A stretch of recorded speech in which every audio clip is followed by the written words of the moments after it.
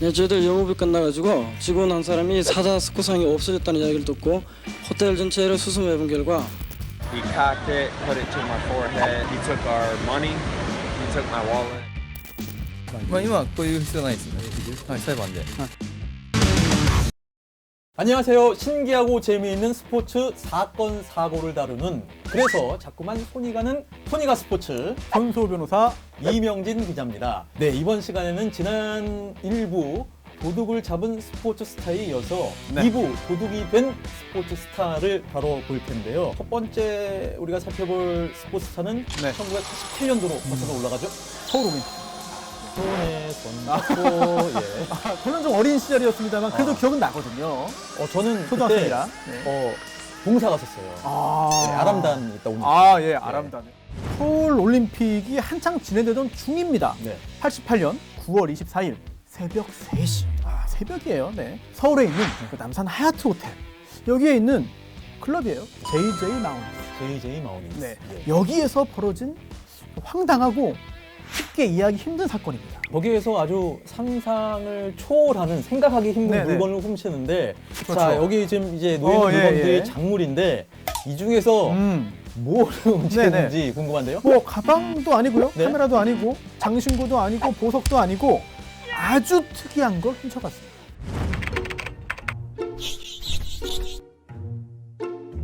미국 수영팀의 금메달리스트 2명과 코치가 호텔 클럽에서 물건을 훔쳐 달아났다가 붙잡혀서 절도 혐의로 경찰에 입건됐습니다. 서울올림픽 수영 이관왕인 델비군 등 미국 수영팀 3명은 바로 이렇게 장식돼 있는 사자상을 훔쳐서 옷 속에 감추고 사자상을 훔쳐서 마치 물살을 가르듯이 빠르게 이곳을 빠져나갔습니다. 네, 저희들 영업이 끝나가지고 직원 한 사람이 사자 스코상이 없어졌다는 이야기를 듣고 호텔 전체를 수습해본 결과 외국인 3사람 중에 한 사람이 거기서 싸들어 갔다는 이야기를 듣고 이태원 일대를 갔다가 저희들이 직원 2명과 함께 뒤지다가 재즈 호프라는 술집에서 그 입구에서 그 사람들을 만나가지고 돌려달라고. 당시 그 기자의 멘트 물살을 가르듯이 빠져나갔다 상당히 인상 깊은데요. 네네네. 뉴스에서 보셨겠습니다만은 바로 오늘 소품 중에 하나인 석상입니다. 예. 석상이고 린 선수니까 이제 미국에 있는 물건으로 저희가 대신 가져왔는데 사자상은 못 구한 것입니다. 못 봤습니다. 네. 그 대회 아직 끝나지 않았어요. 88올림픽 남자 계영 800m, 또 400m 이거랑이에요. 함께 있었던 제슨 역시 800m 계영에서 금메달을 딴 선수입니다. 올림픽 금메달리스트들이 도둑질을 한 거죠. 또 굉장히 흥미로운 부분은 이 선수들을 그 클럽 직원이 살펴보니까 이게 어디 갔지 해서 이태원 일대를 뒤져가지고 그 새벽에 찾은 거잖아요. 그 직원 대단합니다. 이태원 일대를 뒤진 겁니다. 그렇죠. 그 중에 한 술집 입구에서 이들을 찾은 거예요. 또 따져 물은 거죠. 그래서 처음에는 이들이 안 가져갔다 부인을 한 겁니다. 완강하게. 그러면서 택시를 타고 도망가려고 했어요. 그때 신랑이 하면서 경찰에 신고를 했고 경찰이 현장에 출동을 해서 이들을 잡았습니다. 처음에는 욕설을 퍼부으며 범행 사실을 완강히 부인하다가 석고상이 발견돼 경찰에 연행된 뒤에야 장난삼아 훔쳤다며 변호사가 올 때까지 묵비권을 행사하겠다고 말했습니다. 경찰은 이들이 오늘 경기가 있으니 풀어달라는 미 대사관 측의 요청에 따라 검찰의 지휘를 받아 신원 보증을 받은 뒤 절도 혐의로 불구속 입건해 이들을 일단 풀어주고 계속 수사를 위해 이들에 대한 출국 정지를 법무부에 요청했는데 이들의 신병 인도를 요구하러 온 미 대사관 직원들은 이를 취재하던 한국 기자들을 가로막기도 했습니다. 그 당시에 이제 달베이는 미국으로 곧장 소환이 됐고 8개월 자격 정지 징계를 받았는데 결국 뭐 사과를 하긴 했죠. 하긴 했는데 그 경위도 좀 살펴볼 필요가 있어요. 다음 해입니다. 89년 미국 수영연맹의 그 소청심의위원회가 열립니다. 제가 지금 깊게 뉘우치고 있고요. 그리고 또 한국 또 수영 관계자들한테 사과 편지까지 보냈습니다. 이러면서 징계 좀 깎아주십시오.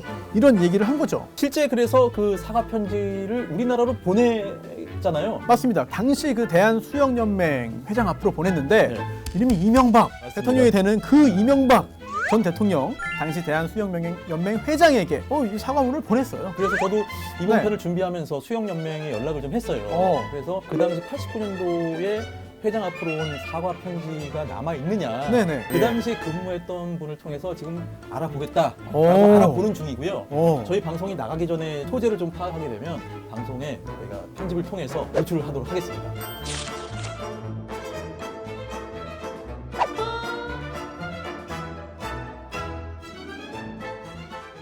그런데 이 달베이가 다시 언론의 조명을 받게 됐습니다. 2016년인데요. 네네.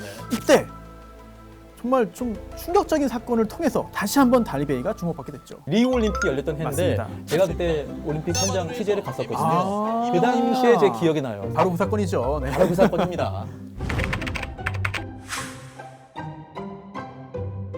금메달까지 딴 미국 수영 선수들이 이곳 리우에서 황당한 거짓말을 했다가 혼쭐이 나고 있습니다. 무장 강도를 당했다고 주장했는데 무장 강도를 당했다고 주장했는데 알고 보니까 오히려 자신들이 난동을 피운 것으로 드러났습니다. 밤새 파티를 즐긴 이들은 숙소로 돌아가다 무장 강도를 당했다고 주장했습니다. He cocked it, put it to my forehead. He took our money. He took my wallet. 하지만 브라질 경찰의 수사 결과는 달랐습니다. 무장 강도는 있지도 않았고 오히려 술에 취해 주유소 화장실 문을 부수고 난동을 부린 선수들의 모습이 공개됐습니다. 기물 파손의 대가로 주유소 직원에게 돈을 건넸다는 목격자 증언도 확보됐습니다. Durante o tempo que eles permaneceram no posto, levaram a uma confusão. Eles acharem que estavam sendo vítimas de um roubo. Não há indicativo nenhum disso, nenhum tipo de violência física.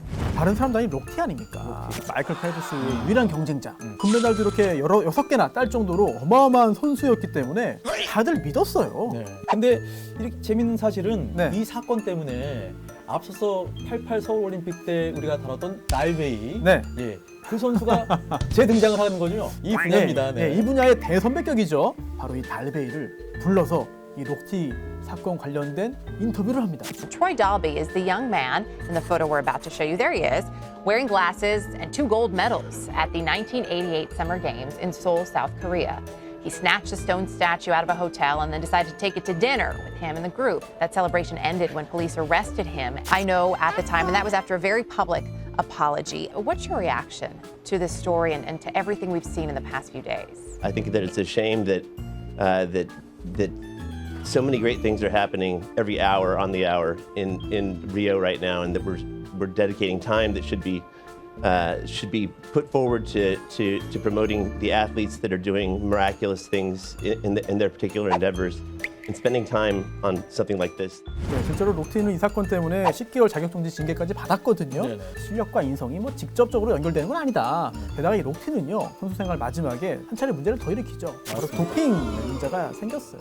그래서 14개월 아래 2번째 자격정지 징계까지 받았습니다. 네. 사실 최근 들어서 비슷한 사건이 있었던 적이 있었잖아요. 바로 2014년인데요. 이때 아시안게임 열렸잖아요. 인천 아시안 그렇습니다. 인천 아시안게임. 네. 수영이네요. 네. 수영 종목에 출전한 일본의 유명한 선수가 물건을 훔쳤습니다. 그런데 이 카메라예요. 네, 이 카메라입니다. 예, 비디오 카메라. 나왔습니다. 예. 네, 카메라인데 다른 사람도 아니고 취재하고 있던 기자의 카메라를 훔쳤습니다. 인천 남부경찰서는 한국 취재진의 카메라를 훔친 혐의로 인천 아시안게임에 참가한 일본 국가대표 수영 선수를 불구속 입건했습니다. 이 수영 선수는 지난 25일 인천 문학 박태환 수영장에서 취재를 하던 사진 기자가 자리를 비운 사이 시가 800만 원 상당의 카메라를 훔친 혐의를 받고 있습니다. 네, 당시 25살이던 도미타 나오야 선수, 이제 일본 수영 선수인데 이 선수가 광주 아시안 게임 금메달리스트이기도 하고요. 사건 직후에 당시 그 일본 선수 단장 등을 비롯한 임원진 7명이 실제로 기자회견을 열었거든요. 3명이나 이런 기자회견이 아니고요. 네. 사과 기자회견이었잖아요. 명확한 범행의 증거가 있었습니다. 놀라운 일이죠. 당시 카메라를 몰래 가져다가 가방에 넣는 그 장면이 녹화됐어요. 도미타 선수는 대회 도중에 일본으로 추방되죠. 그렇습니다. 추방 직전에 경찰 조사를 받았어요. 네. 거기서 범행 사실을 인정했습니다. 아니 영상이 있으니까. 그리고 가장 궁금한 거, 왜 훔쳤을까? 범행 동기가 뭐냐? 카메라를 본 순간 너무 갖고 싶어서 가져갔습니다. 벌금 100만 원의 약식 명령을 내렸습니다. 네. 그는 현재 소속사에서 해고되면서 실업자 상태인데요. 비로소 일본 수영연맹 측이 도미타 선수의 징계를 내렸습니다. 1년 6개월간의 국가대표 자격정지가 결정됐는데요. 엄중 처벌의 목소리도 있었지만 선수 생활은 유지할 수 있게 됐네요. 이렇게 해서 사건이 뭐 종결이 되나 싶었는데 태도를 180도 바꿔서 다시 돌아오죠, 이 선수가. 네. 알고 보니 이 약식 명령에 대해서 정식 재판 청구를 했습니다. 억울하다 라면서 정식 재판을 청구했던 거고요. 그래서 해가 바뀐 2015년 1월에 재판이 열렸어요. 지난 인천 아시안 게임 때 우리 사진 기자의 카메라를 훔쳐서 논란이 됐던 일본의 수영 선수. 일본으로 돌아갔다가 돌연 말을 바꿔 혐의를 부인했죠. 오늘 국내 법원에서 첫 재판을 받았습니다. 4개월 만에 한국을 찾은 도미타 씨가 오늘 인천지방법원에 모습을 드러냈습니다. 당시 약식 기소돼 벌금 100만 원을 냈지만 일본으로 돌아가 돌연 무죄를 주장하며 정식 재판을 청구한 겁니다. 누군지 모르는 사람이 제 가방에 크고 검은 물건을 넣었습니다. 아니 그러면 그때 그게 뭔지 확인했어야지. 그냥 가져갑니까 왜? 쓰레기인 줄 알아가지고 내용물 확인 안 하고 그냥 가방에 넣은 상태로 숙소로 돌아왔는데 와 그때 열어보니까 이게 카메라네요. 못 쓰는 건 줄 알았어요. 그래서 저 이거 나중에 그 일본 갈 때 버리려고 제 가방에 넣어둔 겁니다. 근데 이 렌즈가 없었다고 이게 부서진 거라고 생각해서 어디다 넣어놨냐면 이 선수가 나중에 버리려고 제 트렁크에 넣었다는 거예요. 여행용 가방에 여행용 가방에 넣었다. 재판이 끝나고 나오면서도 도미타 씨는 자신의 결백을 주장했습니다. 写真は見たことありますか？どんな写真ですか？僕が誰か写ってるかわからないような写真です。 재판에는 아사히 방송과 교도통신 등 일본 취재진 50여 명이 몰려 뜨거운 관심을 보였습니다. 日本ではこの問題に関しては大きく取り扱われています。 다음 재판은 다음 달 2일 열리는데 검찰 측이 증거로 제시할 수영장 CCTV 등을 놓고 치열한 공방이 예상됩니다. 그럼 법원은 어떻게 판단했을까? 이게 무죄입니까, 무죄입니까? 일단 무죄 맞다. 무죄다. 당신이 훔쳐간 거 맞다. 라고 봤는데요. 또 첫 번째, 당신 수사 과정에서 이미 다 자백했잖아요.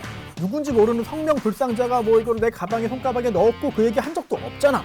또 두 번째는 일본 수영연맹 관계자들이 함께 동석한 상태에서 피해를 입은 기자까지 있었거든요.